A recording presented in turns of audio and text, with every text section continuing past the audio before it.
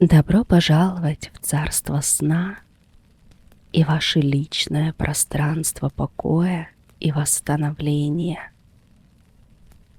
Сегодня я приглашаю вас в глубокое путешествие внутрь себя с этой терапевтической сказкой.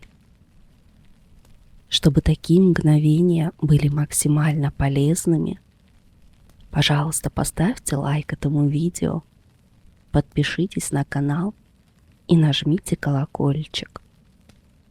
А когда проснетесь, обязательно поделитесь своими ощущениями в комментариях. Теперь закройте глаза и сделайте глубокий вдох и выдох. И пусть эта история станет вашим проводником к глубокому сну и умиротворению. Город уютных улочек. Тишина наступала медленно, и словно невидимая вуаль, сотканная из сумеречного бархата, опускалась на мир. Для Анны, привыкшей к вечному гулу большого города, к пульсации его бесконечной суеты, эта тишина была не просто отсутствием звука, а глубоким, почти физическим ощущением. Она просачивалась в каждую клеточку, обнажая усталость, которая давно поселилась в ней, свив гнездо где-то под сердцем. Дни слились в одно непрерывное движение. Ночами сны были обрывками незавершенных дел, а утро приносило не бодрость, а лишь усиленное желание вернуться в забвение. Анна не помнила, когда последний раз ощущала себя по-настоящему живой, не просто функцией, а чем-то большим, чем набор обязанностей. Однажды, когда тяжесть мира стала невыносимой, а зеркало отразило лишь незнакомую, потухшую тень, Анна почувствовала неясный зов. Он был негромким, едва слышным шепотом ветра в ветвях старого дерева, но настойчивым. Зов этот не обещал решения всех проблем, не звал в яркие приключения. Скорее, он мягко тянул в сторону покоя. Сначала Анна пыталась его игнорировать, убеждая себя, что это просто усталость, что нужно больше спать, лучше питаться. Но зов не умолкал. Он просачивался сквозь плотный график, мелькал в случайных образах, уличных кафе, запахи старых книг, прикосновений прохладного шелка. И однажды она сдалась, не в отчаянии, а с какой-то тихой, глубокой решимостью.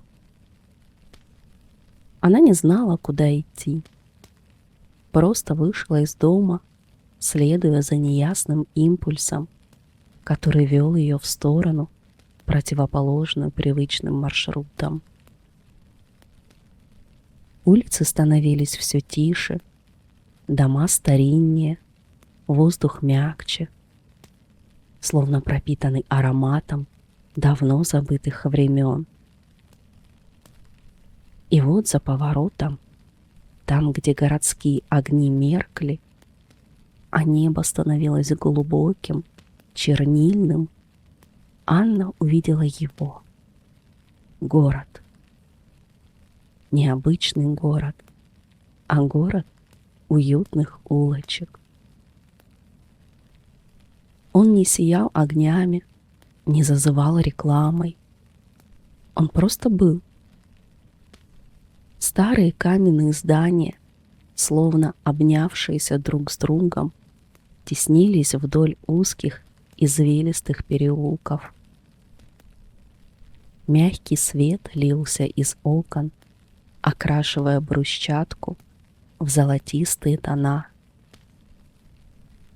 Воздух здесь был наполнен запахом влажного камня, нагретой древесины и чего-то неуловимого домашнего, знакомого до глубины души. Первая улочка, на которую ступила Анна, была вымощена круглыми гладкими камнями, обточенными временем до совершенства. Они были прохладными под ногами, и каждый шаг дарил ощущение мягкого, пружинящего касания.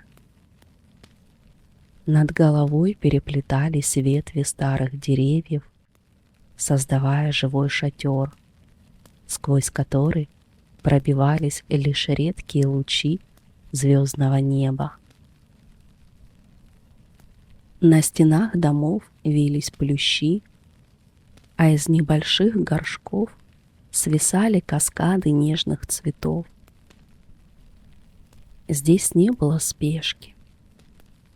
Время, казалось, замедлило свой ход, растворившись в этом мерном, спокойном движении. Анна заметила небольшую скамейку, высеченную прямо в стене одного из домов, и присела на нее. Откуда-то изнутри доносился тихий, убаюкивающий звук. Возможно, пение, возможно, шепот. Неважно. Главное, это дарило ей покой.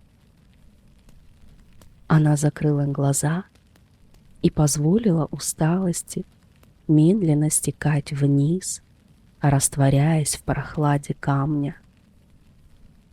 И здесь не нужно было ничего делать, ни о чем думать. Можно просто быть.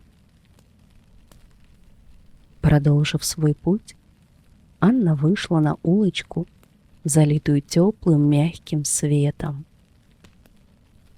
Здесь дома были выстроены из темного дерева, а их окна, занавешенные легкими льняными шторами, светились изнутри, словно маленькие маяки. Улочка пахла свежеиспеченным хлебом и сушеными травами. В воздухе витал легкий аромат дыма от камина. В конце улочки Анна увидела распахнутую дверь. Из нее лился еще более яркий золотистый свет, и слышался тихий смех. Это был негромкий, звонкий смех, который мгновенно отозвался в глубине ее сердца, разбудив давно забытые ощущения. Внутри, в уютной комнате, залитой светом, сидела старая женщина. Ее лицо было изрезано морщинами, словно картой прожитых лет. Но глаза светились мудростью и каким-то особенным добрым светом. Она пряла что-то из тонких светящихся нитей, и каждая нить, казалось, была сплетена из тепла и покоя. «Добро пожаловать, дитя!» Голос женщины был мягок, как шепот ветра, и сладок, как мед. «Я ждала тебя. Здесь, в городе уютных улочек, каждый находит то, что давно потерял». Она указала на небольшое кресло у камина, из которого исходил приятный жар. Анна опустилась в него, и кресло словно обняло ее, принимая в свои мягкие объятия. Ей не нужно было ничего говорить. Старая женщина понимала без слов. Она просто смотрела на Анну своими мудрыми глазами, и этот взгляд был наполнен таким приятием, что слезы сами навернулись на глаза.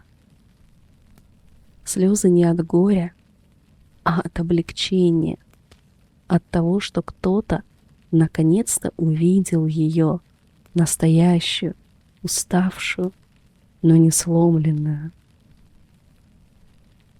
Старая женщина не давала советов, не предлагала решений. Она просто рассказывала истории. Истории о городе уютных улочек, о его жителях, о том, как каждая улочка хранит свою тайну, свое особенное чувство. Ее голос обволакивал, уносил вдаль, в глубины собственного существа Анны. Она говорила о той части, что всегда стремится к свету, о той, что прячется в тени, о том маленьком, незащищенном существе, которое когда-то было беззаботным ребенком. Анна слушала и ощущала, как что-то внутри нее начинает оживать, словно замерзший ручеек, освобождающийся ото льда. В ее внутреннем взоре промелькнул образ, тень, стоящая за ее спиной, не злая, но печальная, словно что-то потерявшая. Эта тень была частью ее самой, той частью, что скрывалась от света, но жаждала быть увиденной, принятой. И рядом с ней возник маленький, светящийся шарик, беззаботный, смешливый, полный нежности. Это была ее собственная детская радость, забытая в суете взрослой жизни. Старая женщина просто создавала пространство, где Анна могла встретиться с собой настоящей. На следующее утро, или, возможно, это был лишь другой миг в безвременье города, Анна вышла на улочку, которая вела к старому зданию из темного дерева и камня. Воздух здесь был наполнен запахом старых книг, пыли и чего-то неуловимо тайного. Это была библиотека шепота и отражений. Ее двери были широки и открыты, приглашая войти. Внутри царил полумрак, рассеиваемый лишь лучами света, проникающими сквозь высокие витражные окна. Полки, уходящие ввысь, были уставлены книгами, корешки которых, казалось, светились изнутри.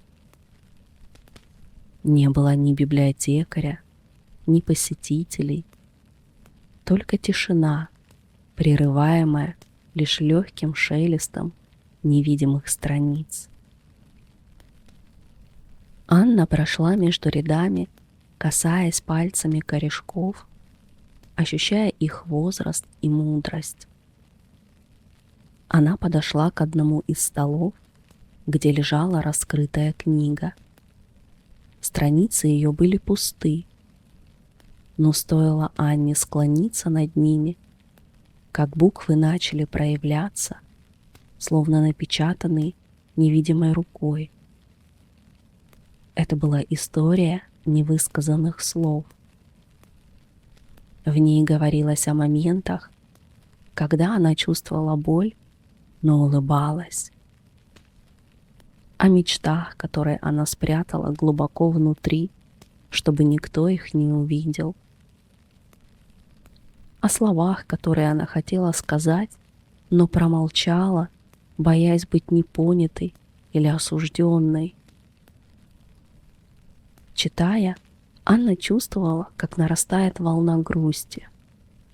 Но это была не та удушающая тоска, к которой она привыкла. Это была печаль очищения, признание тех частей себя, которые она так долго отрицала.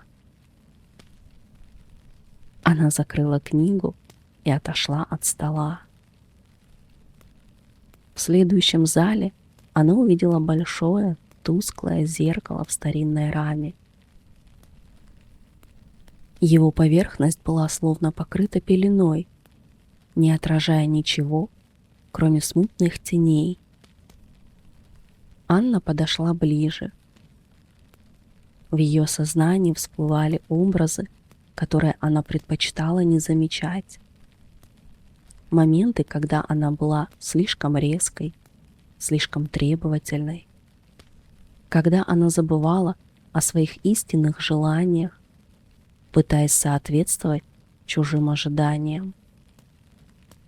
Это были ее собственные тени, ее невидимые слабости, ее невыраженное разочарование.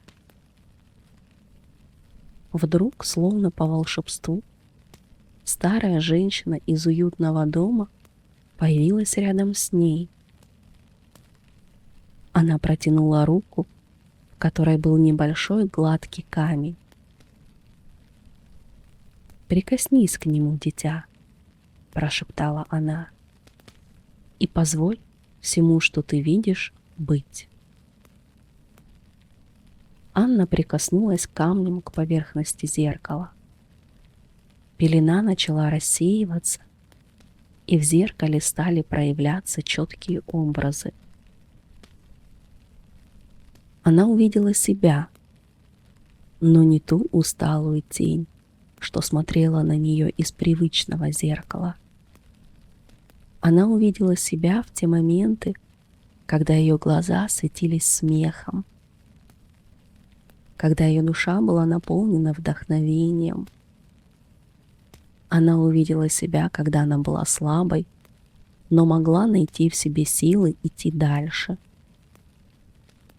В зеркале отразились не только ее недостатки, но и ее скрытые таланты, ее неиспользованный потенциал. Это было ее истинное отражение, полное света и тени, силы и уязвимости. Она поняла, что все эти части ее, и только приняв их все, она сможет быть целостной. Принять свою тень значило признать ее существование, но не позволить ей управлять. Принять своего внутреннего ребенка значило дать ему свободу быть, играть, радоваться. Выйдя из библиотеки, Анна почувствовала легкий голод, но не обычный, а какой-то особенный. Голод почему-то теплому и душевному. Следующая улочка привела ее к маленькому, но необычно уютному кафе забытых мелодий. Дверь была украшена гирляндами из засушенных трав и колокольчиков, которые тихо позванивали на ветру. Внутри царил полумрак, освещенный лишь мерцанием свечей и уютным светом от небольшого камина. Воздух был наполнен ароматом кофе, корицы и чего-то сладкого, неуловимо знакомого с детства. В углу на старом скрипучем стуле сидел седой мужчина с добрыми глазами и неторопливо играл на лютне. Его мелодии были простыми, но проникали прямо в сердце, вызывая легкую ностальгию. Анна заняла столик у окна, наблюдая за медленным движением улочек за стеклом. Мужчина, не прекращая играть, кивнул ей в знак приветствия. Вскоре к ней подошла молодая женщина с теплой улыбкой. «Что вам принести, странница?» — спросила она голосом, похожим на шепот ручья. Анна вдруг поняла, что ей хочется чего-то, что давно не появлялось в ее жизни. «Мне бы что-нибудь из детства», — неуверенно произнесла она. Женщина кивнула и исчезла на кухне. Через несколько мгновений она вернулась с небольшой чашкой горячего ароматного какао и тарелкой с маленькими рассыпчатыми печеньями в форме звездочек. Запах какао мгновенно перенес Анну в далекое прошлое, в уютную кухню ее бабушки. Она вспомнила, как в детстве, после долгой игры на улице, бабушка всегда готовила ей такое же какао, рассказывая при этом сказки о волшебных мирах. Каждое печенье было не просто угощением, а маленьким осколком воспоминания. Она вспомнила смех, беззаботность, чувство полной защищенности. Это были те ощущения, которые она утратила, запутавшись во взрослой жизни. Музыкант заиграл тихую колыбельную мелодию. Анна почувствовала, как тепло разливается по ее телу, а на сердце становится легко и безмятежно. Она закрыла глаза и позволила себе погрузиться в эти детские воспоминания. Она увидела себя маленькой девочкой, бегущей по зеленому полю, смеющейся без всякой причины. Увидела свои искренние слезы, когда ей было больно, и свое безудержное любопытство к миру. Эти образы были такими яркими, такими живыми, что она почувствовала прилив нежности к той маленькой себе, которую она так долго игнорировала. В этот момент она поняла, что эта маленькая девочка, ее внутренний ребенок, никогда не исчезала. Она просто ждала, когда Анна снова найдет ее. И теперь, сидя в кафе забытых мелодий, она чувствовала, как этот маленький светящийся шарик внутри нее становится больше, наполняя ее теплом и радостью. Выйдя из кафе и пройдя дальше по старинным улочкам, Анна оказалась на небольшой, поросшей мхом площади. В центре площади стоял старинный колодец. Его каменные стенки были покрыты резьбой, изображающей причудливые узоры и символы. Вода в колодце мерцала, словно живой свет. Рядом с колодцем росло древнее дерево. Его корни уходили глубоко в землю, а ветви, казалось, касались самого неба. Анна подошла к колодцу и заглянула внутрь. На дне, среди мерцающих огоньков, она увидела множество крошечных, почти неразличимых предметов. Это были ее желания. Она увидела желание рисовать, которое она забросила много лет назад. Желание путешествовать, о котором она забыла в круговороте рутины. Желание просто сидеть на траве и смотреть на облака, которое казалось ей слишком глупым и непрактичным. Эти желания были невыполненными, но не потерянными. Они ждали своего часа, своего момента, чтобы быть замеченными и возрожденными. В этот момент к ней подошла женщина с глазами цвета летнего неба. Ее волосы были заплетены в длинную косу, украшенную полевыми цветами. Каждое желание, брошенное в этот колодец, не исчезает, произнесла она. Оно просто ждет, пока ты снова о нем вспомнишь. Загляни глубже, дитя, и достань то, что твое. Женщина протянула Анне небольшую, но крепкую веревку с крючком на конце. Она осторожно опустила крючок в колодец. Вода всколыхнулась, и один из мерцающих огоньков на дне начал подниматься вверх. Анна аккуратно вытянула его. И в ее руке оказался маленький, поблекший карандаш. В тот же миг Анна вспомнила, как в детстве она часами рисовала, погружаясь в свой мир фантазий, и как это приносило ей необъяснимую радость. Она вспомнила, как мечтала стать художником, но потом жизнь увлекла ее в другую сторону, и карандаши были заброшены. Она почувствовала легкую горечь, но тут же пришла мысль, почему бы не начать снова? Она опустила крючок еще раз и на этот раз вытянула маленький глобус. Она вспомнила, как мечтала о далеких странах, о неизведанных дорогах. В ее памяти всплыли образы гор, морей, древних городов, которые она хотела посетить. И снова пришла тихая мысль, что мешает мне отправиться в путь?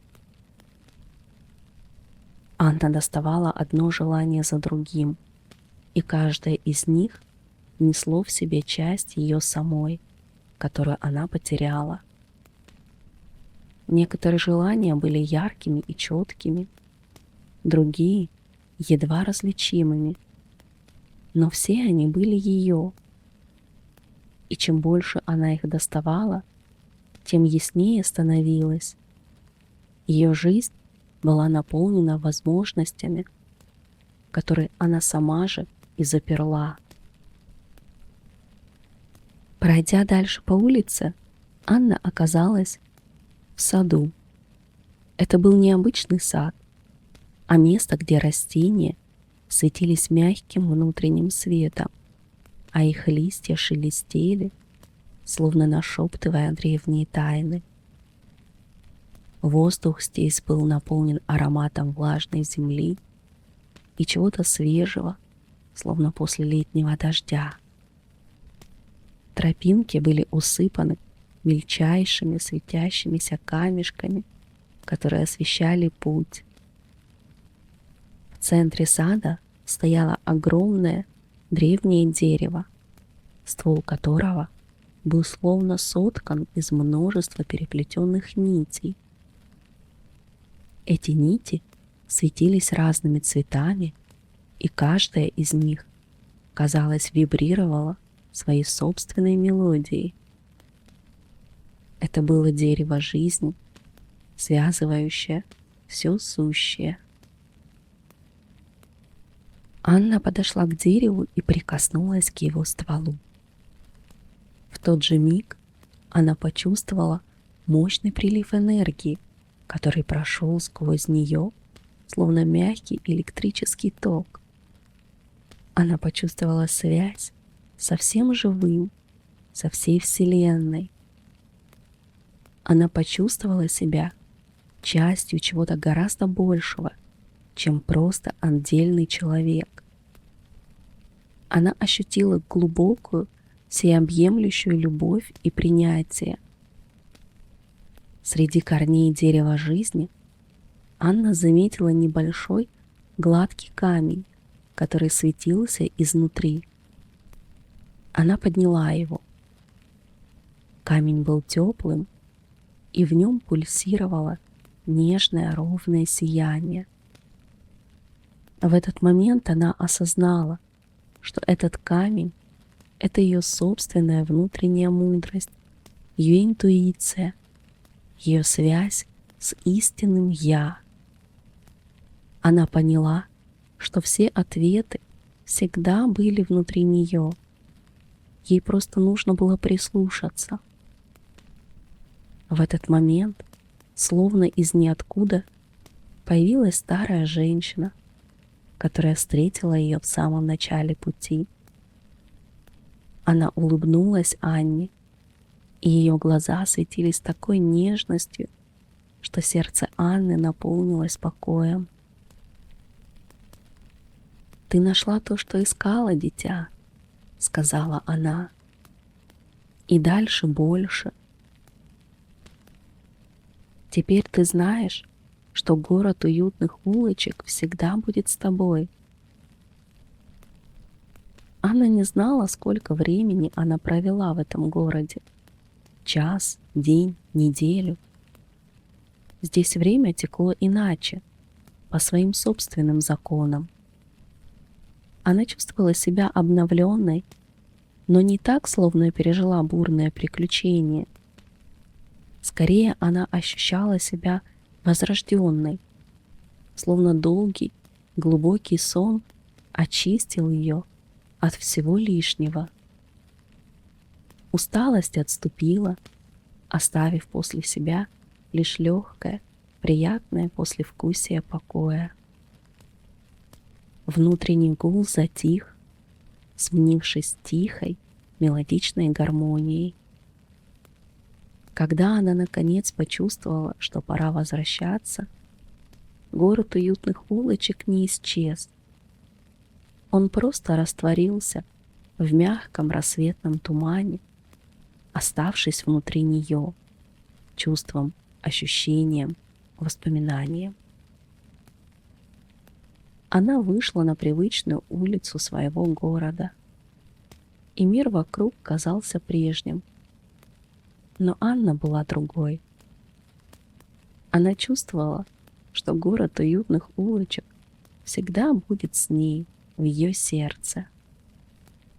Она знала, что сможет вернуться туда в любой момент, просто закрыв глаза и позволив себе услышать тихий зов. Она больше не боялась шума, не убегала от суеты. Она научилась находить уют в каждом уголке, расслабляться от внешнего мира, чувствовать себя защищенной и умиротворенной. Ее путь не закончился, он просто продолжился, но теперь он был наполнен новым смыслом, новым светом. Анна шла по своим делам, но теперь в каждом ее шаге звучала мелодия города уютных улочек. Мелодия покоя, внутреннего движения и безмятежной гармонии. Она больше не спешила. Она позволяла себе наслаждаться моментом, замечать красоту в мелочах, в улыбке незнакомца, в запахе цветов, в тихом шепоте ветра. Она научилась слушать себя, свой внутренний голос, который теперь звучал ясно и отчетливо. Иногда в минуты усталости или сомнений она закрывала глаза и видела перед собой извилистые улочки города уютных улочек. Она вспоминала тепло кафе забытых мелодий, мудрость старой женщины, мерцание колодца забытых желаний. И каждый раз, возвращаясь из этого внутреннего путешествия, она чувствовала прилив сил, спокойствия и уверенности. Анна не знала, что ждет ее впереди, но теперь она была уверена, что у нее есть свое собственное место, где она всегда сможет найти покой, исцеление и вернуться к самой себе. И она знала, что впереди еще много улочек, много открытий, много моментов для того, чтобы просто быть.